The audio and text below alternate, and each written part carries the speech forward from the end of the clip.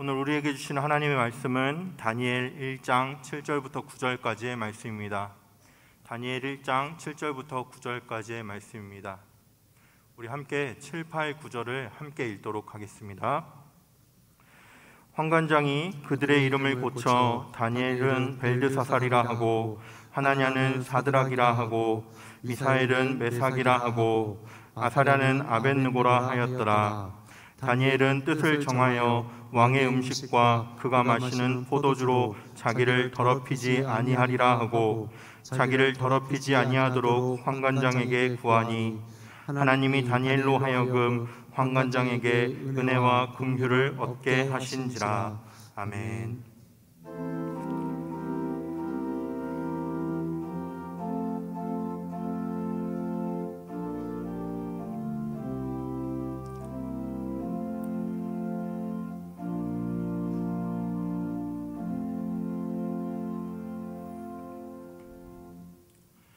올해는 각 기관의 그 주간 예배를 수요일에 하다 보니까 참 오랜만에 서는 것 같습니다. 어제와 오늘 참 많은 생각을 하게 되는 이틀을 보냈습니다. 목사로서 산다는 것이 무엇인지, 또 하나님 앞에서 어떠한 삶을 살아야 되는지, 또 제게 주신 그 사명의 무게가 얼마나 크고 무거운 것인지 좀 깊이 생각하게 되는 어제와 오늘을 보냈습니다. 개인적으로는 참 의미 있는 날 이렇게 하나님 말씀을 들고 이 강단에 서서 우리 성도님들께 말씀을 전하게 돼서 참 기쁘고 감사한 마음을 갖고 있습니다. 평생 하나님의 말씀의 사역자로서 삶을 살아갈 수 있도록 기도를 부탁드리겠습니다. 지겹도록 듣는 말이지만 또 오늘 이 상황이 참 안타깝습니다. 델타 변이로 인해서 코로나가 확산됨에 따라서 최고 많은 확진자를 낸 날이기도 하고, 또 우리의 기대와는 다르게 이 코로나 상황이 잡히지 않고 오히려 더 확산되는 그런 양상을 띠고 있습니다. 우리의 일상이 무너지는 것이 참으로 안타깝지만 또 생업의 타격을 받으신 우리 성도님들께서는 그 안타깝다는 말로도 표현할 수 없을 만큼 큰 어려운 상황 속에서 살고 계실 것 같아서 마음이 참 아픈 요즘입니다. 델타 변이를 예측하지 못한 정부도 이 거리두기를 4단계로 개편했는데 이건 역시도 보강이 필요하다는 말이 나오고 있을 만큼 이 델타 변이의 이 확산 속도가 참 무서운 것 같습니다. 그래서 이 변이에 맞춰서 또다시 맞춤 계획이 또 나올 것 같습니다. 코로나 이후에 모든 분야에서, 사회 모든 분야에서 이렇게 코로나에 맞춰서 생활 양식들이 변하고 있습니다.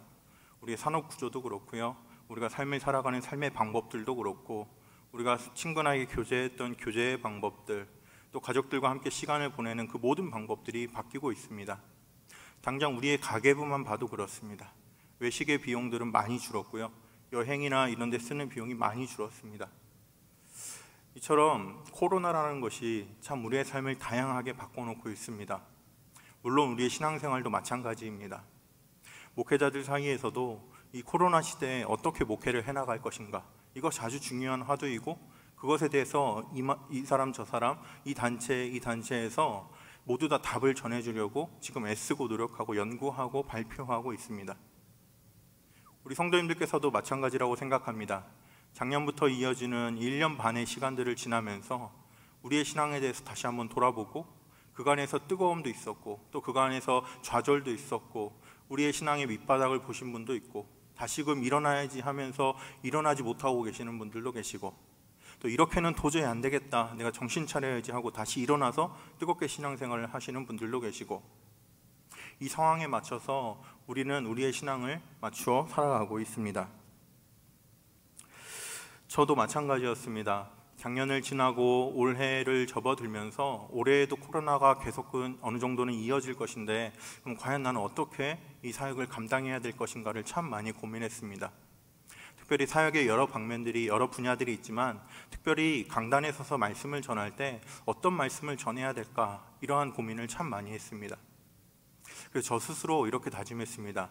올해 강단에 서서 말씀을 전할 기회가 있다면 이 코로나 시대에 우리가 어떻게 신앙생활을 해야 되는지를 말씀을 통해서 권면해 드리고, 이 말씀을 통해서 하나님의 뜻을 오늘 우리의 상황에 맞게 적용하면 좋겠다, 이런 생각들을 좀 했습니다. 그래서 올해는 제가 이제 2번째 설교의 자리인데, 첫 번째 설교를 했을 때는 고린도후서 말씀을 가지고 우리는 하나님의 성전이기 때문에, 우리는 하나님의 자녀이고 하나님이 우리의 아버지 되시기 때문에 우리는 세상 것과 멀리하고 우리 스스로를 정결하게 하는 그러한 우리의 신앙의 기본 자세에 대해서 설교했었습니다. 오늘은 우리의 기본 자세가 그렇게 갖춰졌다면 이제는 우리가 삶을 살아가는 삶의 환경들 속에서 어떻게 신앙생활을 하도록 우리의 삶의 환경을 만들어야 되는지, 우리의 환경이 날로 날로 하나님을 바르게 섬기고 하나님을 마음껏 섬길 수 없는 환경이 주어지고 있는데, 이러한 상황 속에서 우리는 놓치면 안 되는 것이 무엇인지 이 말씀을 통해서 우리가 함께 살펴보려고 합니다. 우리의 상황과 아주 비슷한 환경에 놓여있던 시기가 있었습니다. 구약 성경에서 이스라엘 백성들이 영원할 줄 알았던 그 다윗 왕조가 일시적이지만 멸망당하고 예루살렘이 회파되고 이스라엘 백성들은 바벨론으로 포로로 잡혀갔던 바로 그 시기가 우리가 겪고 있는 오늘날의 시기와도 너무나도 흡사합니다. 성전은 무너져서 더 이상 예배할, 하나님께 제사할 공간이 없어졌습니다. 율법을 다루던 레위인들과 제사장들이 다 흩어지고 잡혀가서 더 이상 하나님께 나아가도록 돕는 사람들이 없어졌습니다. 율법을 더 이상 지킬 수가 없게 되었고요, 그 약속의 땅에서 끌려 나와서 이방 땅에 머물면서 더 이상 하나님을 찾을 수가 없는 그러한 환경에 놓여 있었습니다. 이러한 환경이 시대는 다르지만 우리와도 너무 흡사하지 않습니까? 우리는 주일 예배를 드리는 것뿐만 아니라 화요일에도 교회에서 모임이 있었고, 수요일에도 마음껏 예배를 드렸고, 찬양대도 했고, 목요일에는 또 여러 가지 모임들로, 또 금요일에는 마음껏 찬양할 수 있는 금요기도회로, 또 토요일에는 주일의 사역을 준비하기 위해서 여러 가지 모습들로, 또 친교를 위해서 여러 가지 활동들로 우리는 가득 채워졌었습니다. 그렇지만 이 코로나라는 것 때문에 우리는 이 모든 것을 할 수 없는, 우리가 살아가는 땅을 디디고 살아가는 이 땅은 똑같지만 우리가 살아가는 삶의 환경들은 너무너무 달라졌습니다. 마치 포로에 잡혀가서 아무것도 할 수 없었던 시대를 살아갔던 그 이스라엘 백성들처럼 우리가 아무것도 할 수 없는, 우리가 할 수 있는 것이 극히 제한되는 그러한 시대를 우리는 살아가고 있습니다. 이러한 시대에 하나님께서는 선지자들을 통해서 말씀을 주셨습니다. 특별히 이사야, 예레미야, 에스겔, 다니엘을 통해서 이 포로기가 회복될 것이고, 이 포로기가 포로로 끌어갔던 저 이방 나라들이 심판받을 것이고 이제 회복할 것이다, 이 메시지를 계속해서 주고 있습니다. 그런데 이 이사야, 예레미야, 에스겔, 다니엘 중에서도 다니엘만큼은 오늘 우리에게 꼭 필요한 말씀이라고 생각이 들었습니다. 이사야는 예루살렘, 하나님이 선택한 그 도시 예루살렘이 회복될 것을 이야기합니다. 예레미야는 하나님께서 언약을 맺어주셨지만 이스라엘 백성들이 일방적으로 그것을 파기한 그 언약을, 깨뜨려버린 그 언약을 새롭게 새 언약으로 하나님이 맺어주실 것을 약속해주고 있습니다. 에스겔은 무너졌던 그 예루살렘 성전이 하나님께서 다시 회복시켜 주실 것이라는 성전의 회복을 이야기하고 있습니다. 이사야, 예레미야, 그리고 에스겔은 모든 것을 다 회복시키실 것, 회복에 초점을 맞춰서 이야기하고 있는 반면에 다니엘 역시 회복은 이야기하고 있지만 회복하는 과정 중에서 어떻게 살아야 되는지를 뚜렷하게 이야기를 하고 있습니다. 그렇기 때문에 우리의 믿음의 고백으로는 하나님께서 코로나 잠잠케 해주실 것입니다. 믿으십니까? 이 믿음 속에 살아가면서 믿습니다 뿐만 아니라 그러면 하나님께서 회복시켜 주실 텐데, 회복시켜 주기까지 그 과정 속에서 우리는 어떻게 살아가야 되는가, 이 다니엘 말씀을 통해서 우리 함께 배우고 그 말씀을 우리의 마음 가운데 새기고 그렇게 신앙생활 하기를 간절히 바랍니다. 다니엘은 오늘 읽은 본문은 1장 7절부터 9절까지 짧은 3절의 말씀을 읽었지만요, 1장부터 6장까지 그리고 1장부터 12장까지 다니엘 전체를 좀 함께 보기를 원합니다. 다니엘은 크게 두 부분으로 나눌 수 있습니다. 1장부터 6장 그리고 7장부터 12장입니다. 1장부터 6장은 그 역사 속에서 다니엘이 경험한 일들을 통해서 하나님이 어떻게 역사하셨다, 나는 이렇게 신앙생활했다, 그 역사의 이야기들을 해주고 있고요. 후반부인 7장부터 12장까지는요 이제 미래에 일어날 일들에 대해서 어떤 예언하는 측면으로서 하나님께서 이 역사를 어떻게 이루어 가실 것이다, 하나님의 역사에 대해서 내다보는 방법으로 이야기를 해주고 있습니다. 다니엘서 1장부터 6장까지 우리한테 상당히 익숙한 내용들입니다. 1장은 왕이 주는 음식을 거부하고 채식을 선택했지만 하나님께서 은혜를 주셔서 왕의 음식을 먹은 사람들보다 밝은 빛이 나는 그러한 경험을 했습니다. 2장에서는 느부갓네살 왕이 꿈을 꾸는데 그 꿈이 무엇인지 알지도 못했지만 다니엘이 그 꿈을 해석해주는 그러한 놀라운 이적을 경험합니다. 3장에서는 느부갓네살 왕이 세웠던 그 금신상에게 절하라, 절하지 않으면 풀무불에 던져 넣겠다 했지만 세 친구들이 절하지 않고 풀무불에 들어갔다가 하나님 보호해 주시는 놀라운 경험들을 이야기합니다. 4장에서는 느부갓네살 왕이 또 한 번의 꿈을 꾸는데 그 큰 나무가 어떤 의미인지 다니엘이 또 해석해주는 그러한 이야기가 나와 있습니다. 5장에서는 이제 벨사살 왕이라는 사람이 잔치에 어떤 큰 손가락이 나서 글씨를 쓰는데 그 글씨가 무엇인지를 이렇게 해석해주는 그러한 사건입니다. 6장에서는 이제 다른 신에게 절을 하면, 다른 신에게 기도하면 사자굴에 던져 넣겠다 했지만 다니엘은 뜻을 정하고 하나님께 하루 3번 하던 대로 기도했습니다. 그래서 사자굴에 들어갔다가 살아나오는 이야기가 기록되어 있습니다. 다니엘 1장부터 6장까지의 이야기는 우리가 잘 알고 있고 여러 번 설교를 들었던 이야기입니다. 그러면 오늘 설교에서 생각해 볼 일은 다니엘 1장은 다니엘이 10대 때 한 15세 전후로 겪었던 일이라고 이야기합니다. 다니엘 6장은 다니엘이 80대 때 죽기 얼마 전에 겪었던 일이라고 이야기합니다. 자, 그러면 1장부터 6장까지의 내용, 10대부터 80대까지 겪었던 내용들을 크게는 6가지 내용을 기록하고 있는데 이걸 언제 기록했을까요?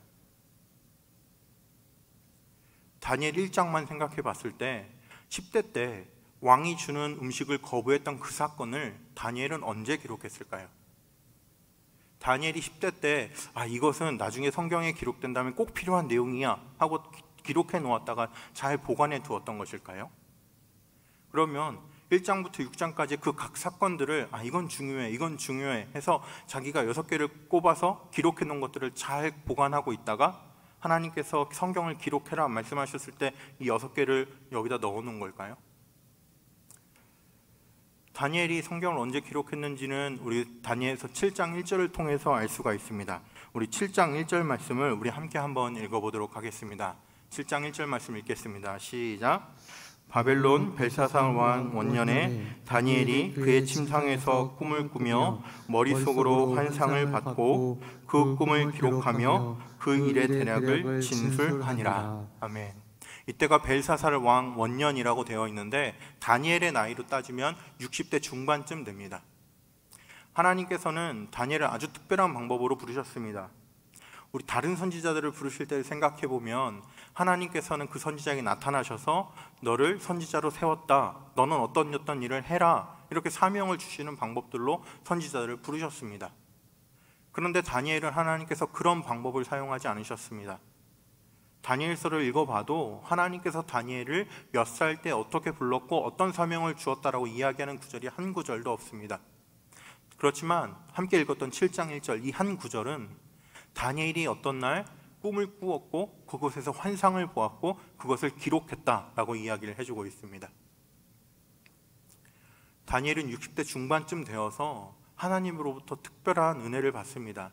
앞으로 일어날 모든 일들을 하나님께서 알려주시는, 모든 일은 아니겠지만 하나님께서 다니엘에게 알려주고자 하셨던 그 일들을 하나님이 환상으로 보여주시는, 꿈으로 보여주시는 그 놀라운 경험을 했습니다. 그리고 하나님으로부터 그때 아마 기록하라는 명령을 받았을 것입니다. 그래서 다니엘은 이때 그단의 일들과 또 앞으로 이루어질 일들에 대해서 기록했습니다. 그러면 다니엘이 60대 중반에 다니엘이 자신의 겪은 일들을 기록하는데 10대 때 있었던 일, 또 청년 때 30대 때 있었던 일, 60대 때 있었던 일, 이러한 일들을 기록하면서 어떤 마음으로 그 기록을 했을까요? 요즘 우리가 잘 하는 말 있죠. 라떼는 말이야, 나는 이렇게 신앙생활 열심히 했어, 너희들도 한번 잘해봐, 이런 마음으로 기록했을까요?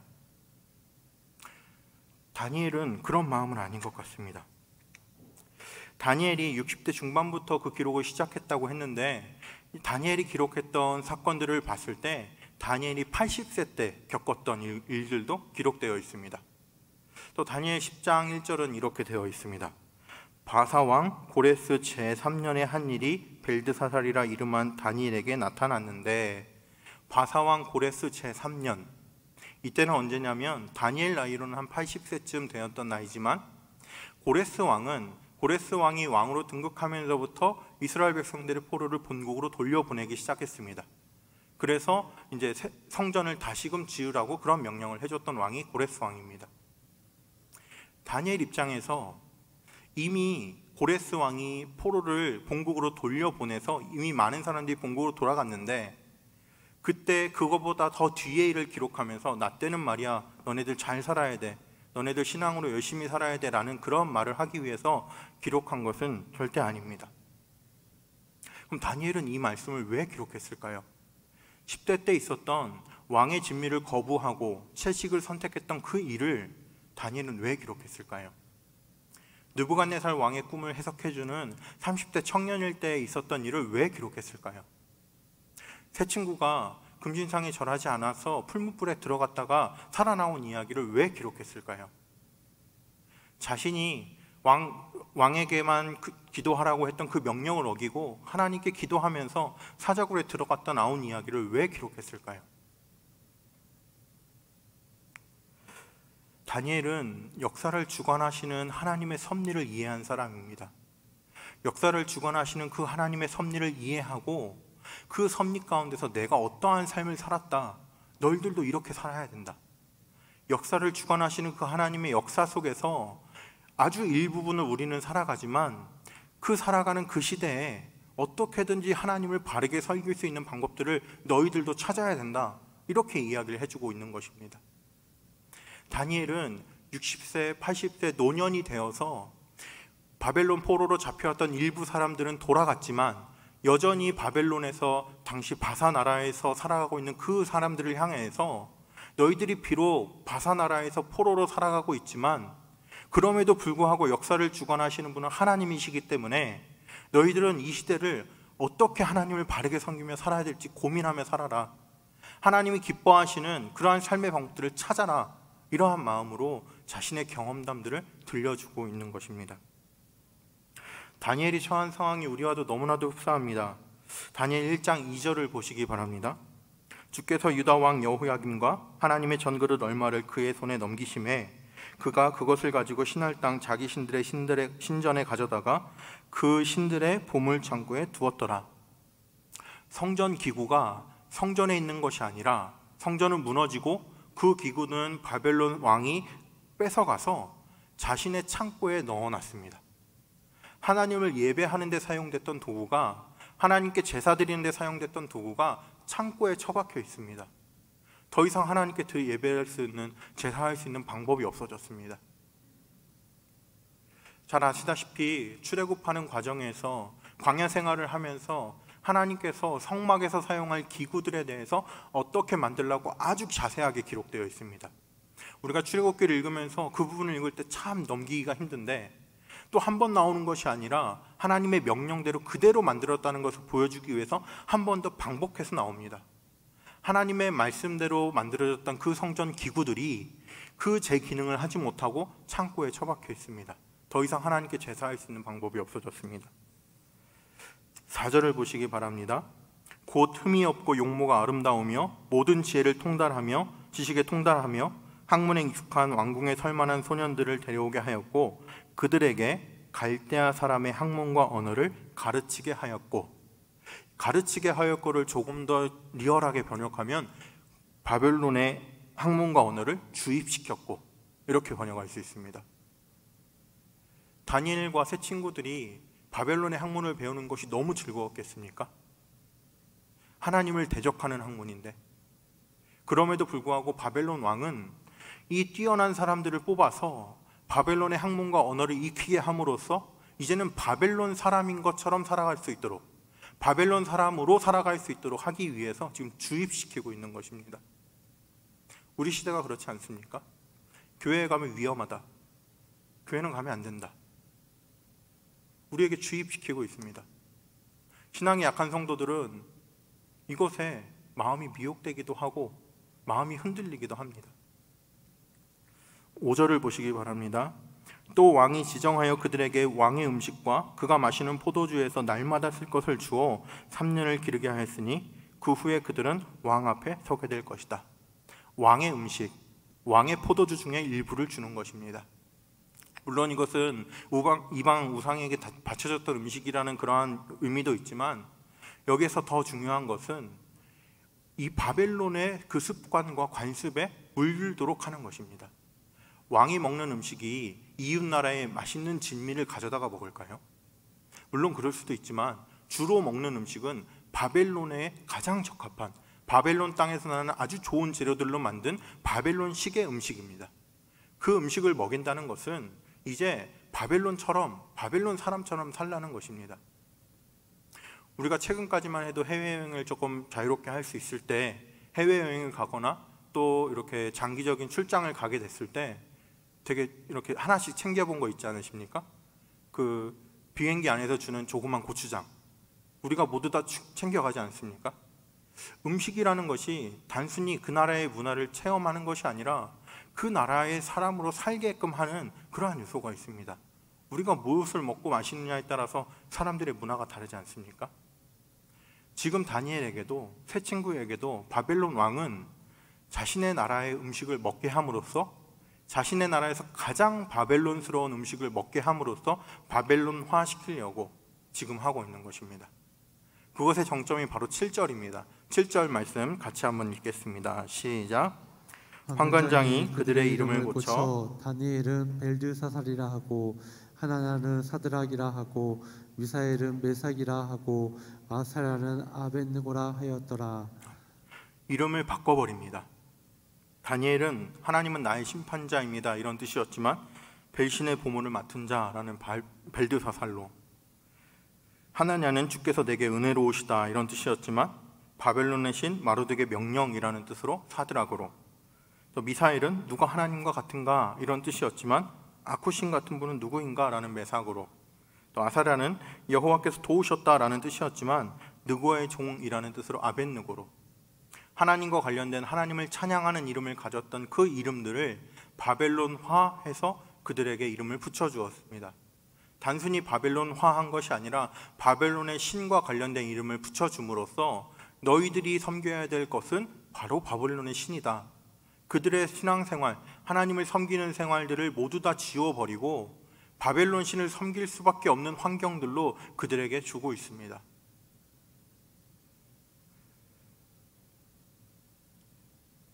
우리 시대도 이와 같습니다. 우리가 하나님을 마음껏 섬기고 마음껏 예배할 수 있는 환경, 우리나라에서 가장 자랑스럽게 생각했던 것이 마음껏 예배할 수 있는 나라를 주셔서 감사합니다 아니었습니까? 기독교 역사는 아주 짧지만 이렇게 하나님을 마음껏 찬양할 수 있는 환경 속에서 우리가 이런 놀라운 성장을 이뤄냈습니다. 하나님 감사합니다, 이런 기도를 드렸던 우리가 이제는 우리 마음껏 하나님께 예배하기가 참 어려운 시대가 되어버렸습니다. 물론 이러한 것이 단면적인 이야기만 하고 있는 것을 알고 있습니다. 우리가 십자가에서도 보듯 하나님과 나와의 관계가 중요한 만큼 이웃과의 관계도 중요하다는 이야기를 많이 하고, 예수님께서도 하나님 사랑과 이웃 사랑을 동등하게 중요하게 여겼다는 것도 알고 있습니다. 그렇지만 우리가 지금은 하나님을 섬기는 우리의 자세에 대해서 조금 더 주목해 보면 좋겠습니다. 물론 이웃을 해하면서까지 그럴 수 없고 우리의 것을 멈추고 또 다른 방법들을 찾아내야 되는 것은 맞습니다. 그렇지만 그 방법을 찾아내는 데 있어서 그 방법조차도 지금 우리는 통제받고 있고 지금 우리는 우리의 마음껏 우리의 방식대로 할 수 없는 상황에 놓여 있다는 사실이 바로 이 다니엘이 겪고 있는 사실과 동일하다는 것입니다. 주일 예배에 대해서 참 하고 싶은 말이 많지만 너무 주일 예배에만 주권시켜서 생각하지 마시고 더 넓게 우리의 삶 전반으로 생각해 보시면 좋겠습니다.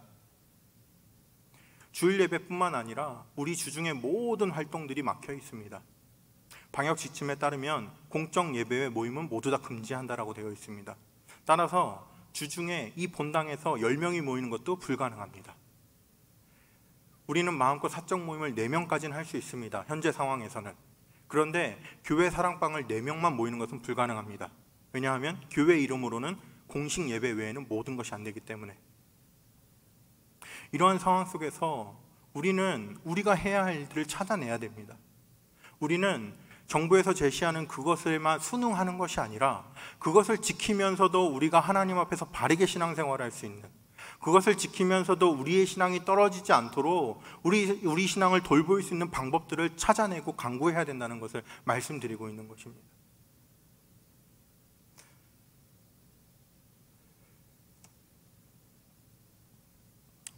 방역수칙을 지켜가면서 할 수 있는 방법들이 참 많이 있습니다.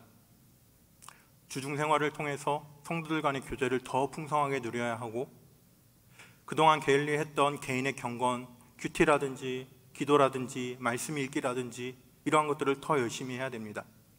우리는 문명이 발달한 시기를 살아서 저 멀리 있는 사람들과도 얼굴을 대면하고 통화할 수 있고 이야기할 수 있습니다.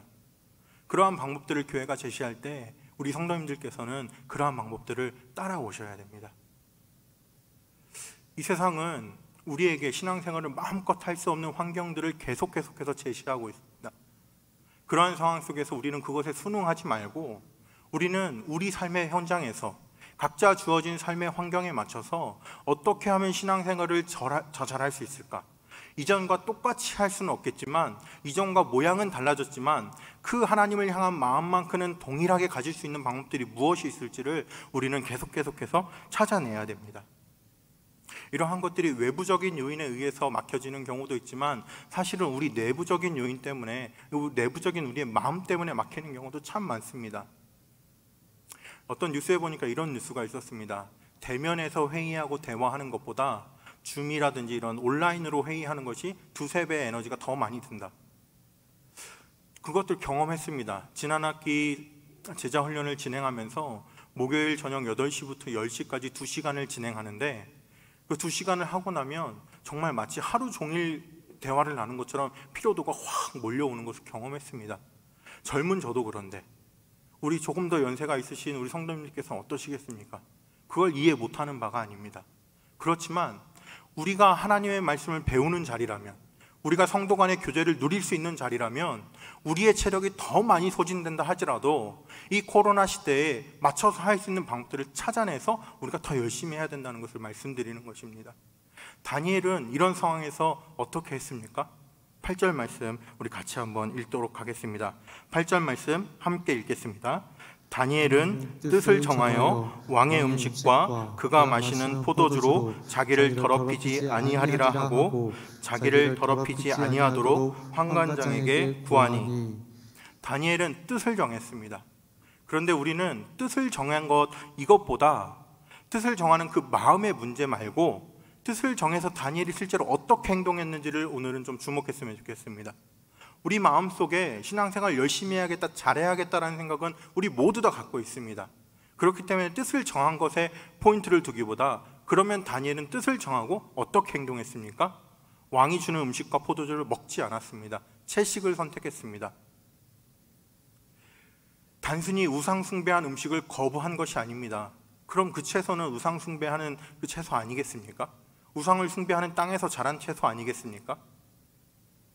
단순히 그 의미가 아니라 바벨론화시키려는 그러한 상황 앞에서, 바벨론화시키려는 그런 환경들 앞에서 그 환경을 거부하고 더 이상 내가 할 수 없는 것들을, 내가 안 할 수 있는 것들을 안 하고, 내가 살아갈 때 필요한 아주 조금의 것은 내가 어쩔 수 없이 취하지만 내가 거부할 수 있는 것들은 거부하겠다, 이 마음의 뜻을 정한 것입니다.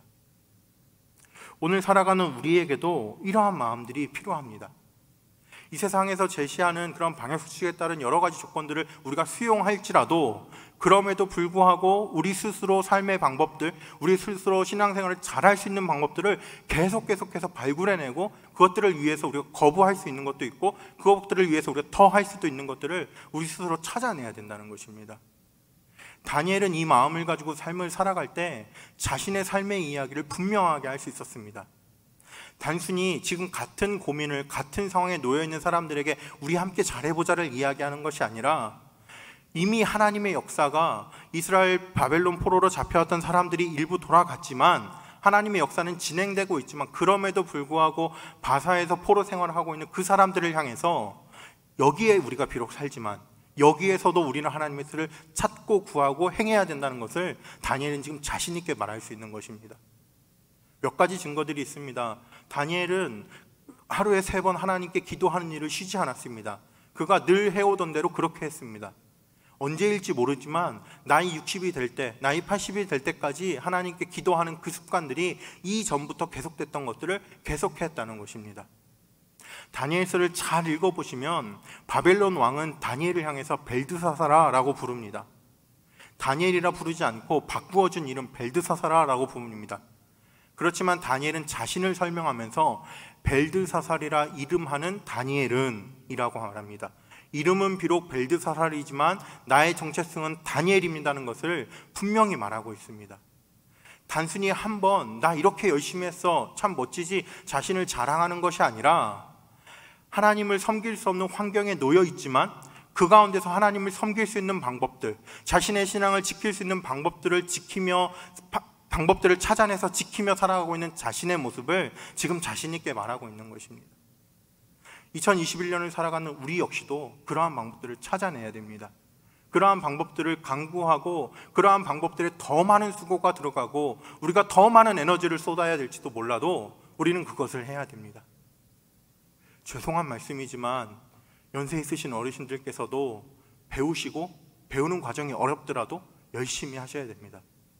2-3번 해보면 그렇게 어렵지도 않습니다. 네, 제가 직접 가르쳐 드리고 해보는 말씀입니다. 네, 70세 실버 어르신도 가르쳐 드려봤습니다. 네, 지금 잘하십니다. 우리 모두 다 할 수 있습니다. 조금 더 어려울 뿐입니다.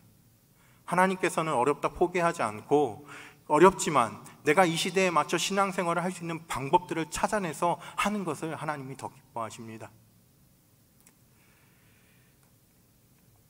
다니엘은 이런 선택을 했을 때 모든 사람에게 환영받은 것은 아니었습니다. 10절 말씀을 한번 보시기 바랍니다. 환관장이 다니엘에게 이르되 내가 내 주 왕을 두려워하노라. 그가 너희 먹을 것과 너희 마실 것을 지정하셨거늘 너희의 얼굴이 초췌하여 같은 또래의 소년들만 못한 것을 그가 보게 할 것이 무엇이냐. 그렇게 되면 너희 때문에 내 머리가 왕 앞에서 위태롭게 되리라 하니라. 다니엘 역시도 이러한 신앙의 선택을 했을 때 주변 사람들이 너 때문에 나 죽게 생겼다, 너 그렇게 하는 거 옳지 않다, 그거는 좋은 방법이 아니다, 그렇게 말을 하고 있습니다. 성경이 되게 부드럽게 번역을 해놔서 그렇지 지금 너 때문에 나 죽일 셈이냐? 이렇게 따져 묻는 것이 바로 지금 이 상황입니다. 우리가 교회 가는 것, 평일날 교회에 들락날락거리는 것을 주변 사람들에게 불편하게 하는 것은 사실입니다. 그렇지만 우리는 당당하게 말할 수 있어야 됩니다. 이 넓은 공간에 주일날 거리 두기를 할지라도 300명, 400명이 모여서 예배드리는 것이 위험하냐? 평일날 10명 모여서 모임하는 것이 위험하냐? 물론 모임을 좀 차단하고 모임의 그 횟수를 줄이기 위한 정부의 노력을 모르는 것은 아니나 우리는 우리 나름의 방법들을 지금 찾아가야 된다는 것을 말씀드리고 있습니다. 제가 지금 예로 드는 것이 정답은 아닐 수 있습니다. 그러나 우리는 이러한 고민을 계속하면서 이 코로나 시대에 어떻게 신앙생활을 해야 될지 우리 스스로 이 코로나 시대에 맞는 신앙생활의 방법을 찾아내야 된다는 것을 지금 말씀드리고 있습니다. 그러한 방법이 비록 세상 사람들에게 조금 불편함을 줄 수 있을지라도요. 카페에 가면 많은 사람들이 수다를 떨고 있습니다. 거기에서 성도님들과 혹은 목사님들과 이런 교회 이야기를 나누면 째려보는 눈빛이 느껴집니다. 3명이 모여서 사담을 나누는 것과 3명이 모여서 기도 제목을 나누는 것과 뭐가 더 위험합니까? 동등하게 위험합니다. 그러면 우리는 당연히 할 수 있어야 됩니다. 성도들의 교제가 끊어졌다고 사랑방 모임을 할 수 없다고 거기에서 멈춰 있는 것이 아니라 우리가 방역수칙 측에 제시하는 그 조건들을 지켜나가면서 할 수 있는 방법들을 찾아내고 그런 것들을 해야 됩니다. 강단에서 정치 이야기를 하는 것이 참 위험한 일이지만 그래도 한 가지 참 감사한 것은 헌재가 4단계일지라도 교회에 못 모이게 하는 것은 종교의 자유의 원칙에 위배된다 해서 모일 수 있는 인원을 풀어주었습니다. 19명으로 풀어주었죠. 그리고 나서 정부에 많은 건의들이 있었습니다. 예배당이 10평인 교회와 예배당이 100평인 교회가, 예배석이 30석인 교회와 3,000석인 교회가 19명 모이는 게 불공평하다, 적절하게 공평한 기준을 제시해달라. 그리고 나서 정부가 그것들을 회의한 끝에 최대 인원 99명까지 정해진 좌석수의 몇 %를 가능하도록 열어놓았습니다. 서울에 있는 큰 교회들은 99명까지 예배를 드리는 것을 통해서 1부부터 7부 예배까지 만들어서 시행하는 교회들도 있습니다. 이렇듯 우리가 할 수 있는 방법들을 찾아서 우리에게 주어지는 조건들, 우리에게 주어지는 그 방역수칙들을 그대로 수용하기만 하는 것이 아니라 우리는 이렇게 건전하게 안전하게 정부에서 제시하는 그 가이드라인에 맞춰서 할 수 있는 방법들이 있습니다. 이런 것들을 열어주어야 합니다라고 계속해서 우리는 목소리를 내야 되고 그것들을 위해서 우리가 더욱더 힘써 나가야 되는 것입니다. 교회 올 때 더 안전하게 와야 되고 우리의 자신의 그 일상생활에서 감염에 노출되지 않도록 최대한 더 노력하는 것이 이 시대를 살아가는 우리 신앙의 삶이라고 생각합니다. 다니엘을 통해서 우리는 그것을 배워야 되는 겁니다. 다니엘이 이렇게 할 수 있었던 이유는 다니엘은 단순히 자신의 이 무용담을 늘어놓기 위해서가 아니라 다니엘은 지금 하나님으로부터 꿈과 환상을 통해서 이 역사의 모든 주관자가 하나님이라는 사실을 깨달았기 때문에 그렇습니다. 1장 1절 말씀 한번 보시기 바랍니다. 유다왕 여호야김이 다스린 지 3년이 되는 해에 바벨론 왕 느부갓네살이 예루살렘에 이르러 성을 에워쌌더니, 지금 유다와 바벨론이 전쟁이 났습니다. 유다 땅에 바벨론 왕이 쳐들어왔습니다. 자, 다음 기록은 유다 왕이 승리했거나 아니면 바벨론 왕이 승리했거나, 유다 왕이 졌거나 바벨론 왕이 졌거나가 나와야지 자연스럽습니다. 그런데 이 다니엘은 이 역사를 어떠한 관점으로 재해석하냐면 2절 말씀을 보시기 바랍니다. 유다 왕이 이겼다 졌다 혹은 바벨론 왕이 이겼다 졌다가 아니라 이렇게 말합니다. 주께서 유다 왕 여호야김과 하나님의 전 그릇 얼마를 바벨론 왕의 손에 넘기심에, 바벨론 왕이 이겼다가 아니라 하나님께서 넘기셨다. 이 역사는 하나님이 주관하고 계시다. 다니엘은 1장 3절부터 6장 마지막 절까지는 이렇게 괄호로 묶어놓고 1장 1절, 1장 2절 읽고 7장 1절로 넘어가도 그 의미가 상통합니다. 왜냐하면 다니엘은 1장부터 6장까지 있는 6가지 무용담을 이야기하는 것이 아니라 이러한 일이 있었던 그 역사적인 흐름을 이야기하기 위해서 말하고 있는 것이기 때문에 그렇습니다. 그래서 다니엘은 유다가 멸망한 역사로부터 해서 하나님께서 이 세상 역사를, 유다는 비록 멸망했지만 이 세상에서 역사 속에서 유다라는 이름은 없어졌지만 하나님은 역사를 어떻게 주관하고 어떻게 끌고 나가고 계시는가를 계속해서 보여주고 있습니다. 다니엘서를 공부해 보신 분들은 7절부터 12장까지 많은 역사의 그 이야기들이 나옵니다. 유다를 멸망시켰던 바벨론이 나오고요, 바벨론을 멸망시켰던 메데 페르시아, 메데 바사 나라가 나옵니다. 그 후에 일어났던 헬라 나라가 나오고요, 그 후에 일어났던 로마 나라, 거기까지 나옵니다. 하나님께서는 이 모든 역사를 주관하고 계시고 로마마저도 하나님께서 무너뜨리고 하나님의 나라가 영원히 서게 될 것이다. 이것을 다니엘이 보고 이 역사의 흐름 속에서, 이 역사의 큰 흐름 속에서 나는 이 일부분을 살아가고 있지만 이 일부분을 살아가는 나 다니엘은 이렇게 하나님을 섬기며 살았다. 너희들도 이 역사의 흐름을 이해하고 어느 순간을 살아갈지 모르지만 그 시대에 맞는, 그 시대에 하나님이 기뻐하시는 방법들을 찾아서 믿음으로 삶을 살아라, 이렇게 말을 하고 있습니다. 다니엘서 12장 마지막 구절 한 구절만 보도록 하겠습니다. 12장 13절에 이렇게 되어 있습니다. 너는 가서 마지막을 기다리라. 이는 내가 평안히 쉬다가 끝날에는 내 몫을 누릴 것임이라. 여기에서 마지막은 다니엘 인생의 마지막을 이야기하는 것이 아니라 이 역사 전체의 마지막, 예수님께서 다시 오시는 그때를 이야기하고 있습니다. 다니엘은 포로로 잡혀갔던 바벨론, 바사 그 시기를 살아갔지만 그보다 훨씬 뒤인, 지금으로부터 3000년 전이지만 아직도 그 끝이 나지 않았던 그 끝을 바라보면서 그때 다니엘의 수고를 하나님께서 기뻐하실 것이다. 그때 그 몫을 하나님께서 주실 것이다. 그때 하나님께서 칭찬해 주실 것이다. 아주 먼 미래를 바라보면서 자신의 삶을 그렇게 살아가고 있다 고백하고 있습니다. 우리는 다니엘보다 이 세상의 역사에 대해서 더 분명히, 하나님의 역사에 대해서, 하나님의 계획에 대해서 더 분명히 알고 있습니다. 왜냐하면 다니엘은 여전히 구약시대의 인물로서 오실 예수님에 대해서도 알지 못했고 또 앞으로 이루어질 일들에 대해서도 알지 못했습니다. 그렇지만 우리는 완성된 성경을 통해서 이 세상의 끝이 어떻게 이루어질지 요한계시록을 통해서 알고 있습니다. 요한계시록 1장 8절은 이렇게 되어 있습니다. 주 하나님이 이르시되 나는 알파와 오메가라, 이제도 있고 전에도 있었고 장차 올 자요 전능한 자라 하시더라. 예수님께서 분명히 다시 오실 것을 우리는 알고 있습니다. 다니엘보다 더 분명히 알고 있습니다. 그렇다면 다니엘은 예수님이 다시 오실 것, 하나님께서 이 역사의 주관자로서 역사를 종결시키실 것을 알지 못했음에도 불구하고 하나님을 바라보며 자신의 시대에 맞게 신앙생활을 해나갔던 다니엘처럼 우리 역시도 2021년 이 코로나 시대를 살아가는 우리 역시도 이렇게 이 가운데서 하나님 나라를 바라보면서 하나님께서 이 모든 역사를 주관하고 이끌고 계시다는 것을 확신하면서 우리 시대는 어떻게 신앙생활을 해야 될지를 계속해서 고민하면서 하나님이 기뻐하시는 신앙생활을 해나가야 된다는 것입니다. 다니엘을 통해서 단순히 우리의 마음의 뜻을 정합시다가 아니라 이 큰 역사 속에서 우리는 무엇을 해야 될지, 이 큰 역사 속에서 우리가 살아가 있는 이 짧은 시대 속에서 어떻게 하나님을 기쁘시게 할지, 어떻게 하면 하나님을 더 잘 섬길 수 있을지 우리는 스스로 그 방법들을 찾아내야 되는 것입니다. 주일 예배를 드리기 어려운 환경 속에서 드릴 수 있도록 온라인 예배가 개설됐습니다. 우리 스스로도 느끼시잖아요. 처음에 그 온라인 예배를 드릴 때 우리의 마음가짐이 어땠는지, 그리고 지금은 그 마음가짐이 어떤지.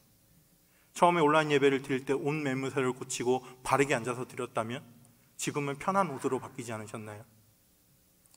수요예배 나올 수 없는 성도님들이 지금도 한 60-70명 예배를 같이 드리고 계실 텐데 우리가 놓여있는 상황들은 어떤가요? 우리가 예배를 드리는 환경은 어떤가요? 교회에서 말씀에 집중할 수 있는 이 환경이 가정에도 그대로 옮겨져 있나요? 우리가 월, 화, 수, 목, 금, 토를 살아가면서 그 환경 속에서 세상에서는 우리가 더 이상 신앙생활을 할 수 없는 환경들을 제시하고 있지만 우리는 얼마나 그것을 거부하면서 신앙생활을 할 수 있는 방법들을 찾아내고 있나요? 신앙생활의 방법은 그 시대에 맞는 방법입니다. 2021년 코로나 시대를 살아가는 우리는 이 시대에 맞는 신앙생활의 방법들을 찾아내야 됩니다. 그리고 그 일을 위해서 우리의 수고가 더 하더라도, 우리의 육체적인 에너지가 더 많이 들더라도 우리는 그것을 통해서 하나님 기뻐하시는 신앙의 삶을 살아야 됩니다. 우리 마음에 한 가지씩 결단이 일어났으면 좋겠습니다. 그 마음 가지고 우리 함께 기도하겠습니다. 우리 함께 오늘 들은 말씀을 통해서 나는 그럼 어떻게 해야 되는가? 코로나 시대를 살아가는 나는 어떤 신앙생활을 해야 되는가? 이 시대에 맞춰서 나는 어떤 신앙생활을 해야 되는가? 하나님 앞에 결단하며 실제로 어떻게 할지를 하나님께 고백하며 함께 기도하도록 하겠습니다. 기도합니다.